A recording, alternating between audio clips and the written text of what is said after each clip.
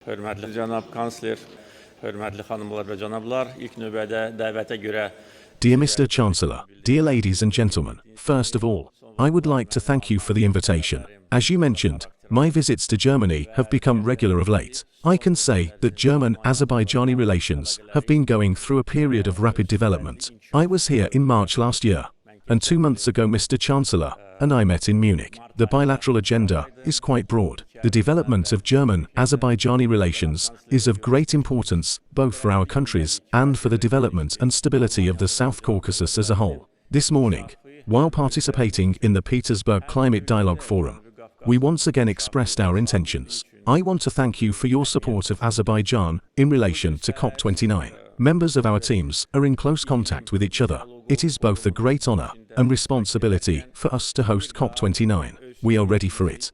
And Azerbaijan's green agenda is already known to the world. In my speech this morning, I stated that 9 solar and wind power plants would be put into operation by the end of 2027. Their energy potential is equal to 2 gigawatts. By 2030, an additional 10 wind and solar power plants will be built, the potential of which is up to a further 5 gigawatts. We are now working hard to export green energy to Europe.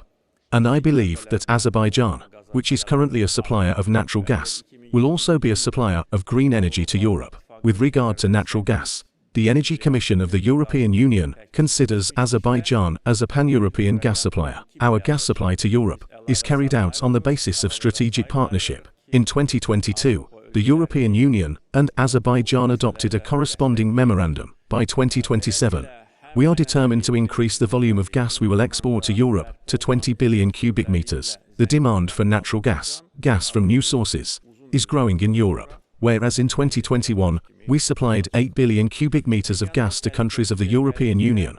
This year, the figure has already reached 12 billion. We are making additional investments and allocating more funds to support European countries in this matter. Thus, Azerbaijan, a country rich in both conventional and renewable energy, will be an important partner for Europe for many years to come. In relation to regional security, we are assessing the ongoing peace negotiations between Azerbaijan and Armenia positively. Mr. Chancellor, at your invitation, the foreign ministers of Azerbaijan and Armenia recently met in Germany. The Minister of Foreign Affairs of Germany, Mrs. Baerbock, also showed her support. The next meeting will be held in Kazakhstan, and thus we are taking further steps towards the signing of the peace agreement. In 2020, Azerbaijan liberated a large part of its sovereign territory from occupation. We fully restored our sovereignty in September last year. Today, the territorial integrity of Azerbaijan has been fully restored. Of course, this is a historic achievement and shows that the people and the state of Azerbaijan were never going to come to terms with the occupation of our lands. Based on the norms and principles of international law,